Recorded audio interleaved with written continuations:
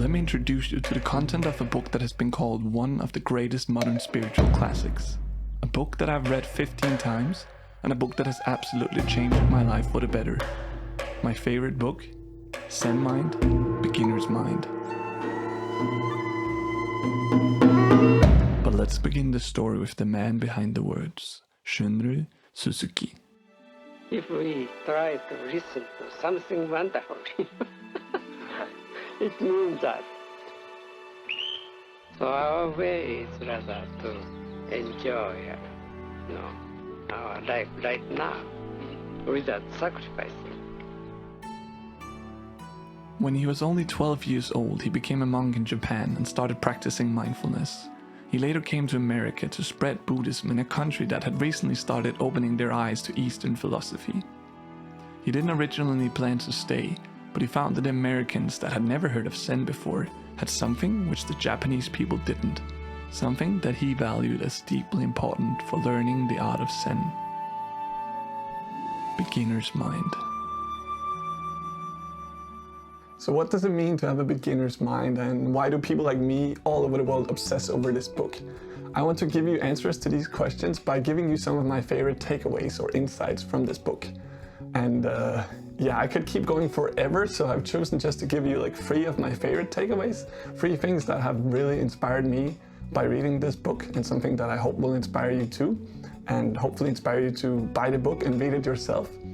And this book, before I get into the takeaways, I want to tell you about. It's about Zen Buddhism in short, and it's about how to live life, how to conduct yourself, how to think and feel and act, and it's really the whole package in many ways. And the wonderful thing about this book is that it was originally not written as a book. It's actually lectures, like live lectures that were held by this guy, Shunryu Suzuki, to his Zen students.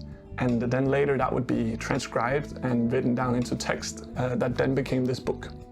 And that means that you have this very like verbal, sort of free-form, fluent way of writing in this book, which makes it just like really down to earth and really cool. Besides that, this book is divided into 3 parts, just to make it easier to like organize your thoughts and navigate through the book. So naturally, I want to give you 3 of my favorite takeaways too from this book.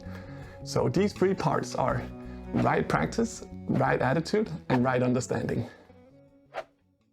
Alright, now the first insight I want to share with you is captured in this quote. It says, "The goal of practice is always to keep our beginner's mind." And this quote, I think, speaks to something really beautiful and profound. At least for me, it was something that really like changed my perspective on life when I first learned about it. Because in most practices, we want to become better and better and better, right? Because the more effort we put into something and the better we know it, well, the better suited we are to make skilled decisions and really perform well in these disciplines and arts. But in Zen practice, in meditation and mindfulness, he says it's actually the opposite. We want to remain a beginner. We want to keep the beginner's mindset. So what is the mindset of a beginner? Well, a beginner is a person who knows that they don't know, right? They're absolutely certain that they have no knowledge and no skill yet. And when you don't know, well, naturally you have curiosity and openness and a soft mind. So you stay curious to what could be true because you don't know. But the moment you think you know, that curiosity sort of lessens a bit, right? You stop being curious and open because you're like, oh yeah, I've heard this before, I don't need to know, blah, blah, blah. So I think this sort of beginner's mind is so interesting because that is one of the reasons also why he stayed in America when he came there, this teacher, because he found that all the Americans, they'd never heard of Zen before. So for them, they were open, they were curious, they had a soft mind, they were flexible, right? And this attitude is really important when practicing mindfulness, to always stay open, stay curious, and not fall into these sort of habits of knowing.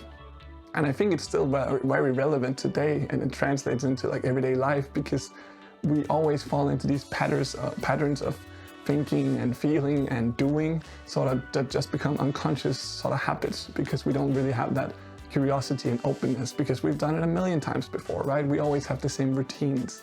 So sort of stepping out of the routine and really keeping this sort of critical view on what are you doing right now, what is true, what is not true, that curiosity and openness is so important to cultivate and to remain a beginner. Amazing. So the second point I want to share with you comes with this quote. the point we emphasize is strong confidence in our original nature. So I want to explain to you why I think this quote is so beautiful and so profound.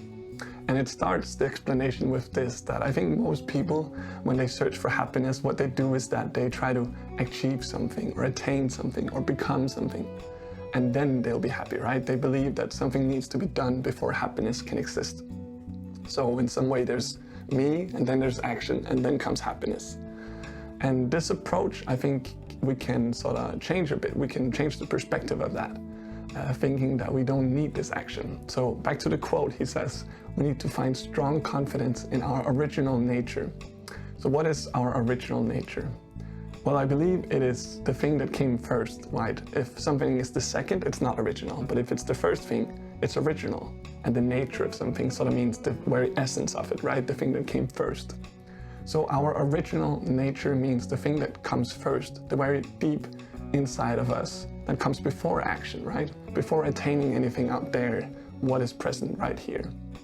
And building a strong confidence in that means that we don't go looking for happiness outside of ourselves. We don't go looking for it in other people or in our business or in our career or our relationships, but we believe it's in there, right?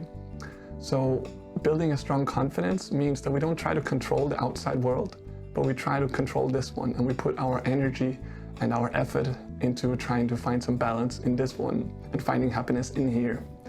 And this is such a small yet profound sort of change in perspective of how to find happiness. And I think it can simplify the journey of finding happiness and make it a lot more effective, I guess is the word you could use. So I really found that this quote in itself, or this whole chapter, this idea of this book, has had a profound impact on me, not trying to change everything else, but trying to put that effort inwards. And for the last one, I also want to give you a quote, and it says, "Our understanding of Buddhism is not just an intellectual understanding. True understanding is actual practice itself."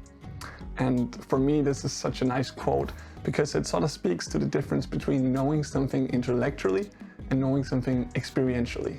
So when you've read something or heard something, you only know it to a certain extent. But when you've experienced it yourself, seen it yourself, then you really know it, right? So there's a big difference there in knowing. And for sort of the teachings of this book and of the Buddhism in general, or mindfulness and meditation, to really have an impact on your life, you need to not just understand it intellectually, you need to experience it. So I guess the point he's trying to make is really just to go meditate, right? Go try this out instead of reading about it too much or watching too many YouTube videos about it, because it might sort of satisfy our intellectual mind that goes, oh, that's an interesting idea, right? I can see how that would work out. But for the teaching and for the sort of idea to have an impact on your patterns of thinking and feeling and the way you conduct life, you really need to have the experience of it to be true, right? The experience that your beginner's mind can make you go places, right? Not just read it or hear about it and agree with it. So for me, this is just such a profound quote again, like I keep saying, because it speaks to that very thing. Don't try and understand life, experience life. The last 3 years of my life has by far been the best 3. Now life is a combination of a million different sensations that all come together to create this thing that we call reality. So for me to say that this book is what made me happy is maybe a bit too one-sided. But I got this book exactly 3 years ago too. And this book holds for me a pursuit which is beyond just words. It holds the very essence of Buddhism. Something that touches my heart deeply every time I read it. To perceive reality as it is. Oi, oi, oi, what a book, eh? I hopefully gotten you inspired now by telling you about this book. So what you can do right now, if you're really interested in this book, is click the link in the description, buy the book, read it, and then come back here and tell me in the comments what you thought about it.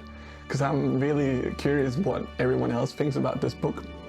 If it's just me obsessing over it, or if it's really like that good and still relevant today.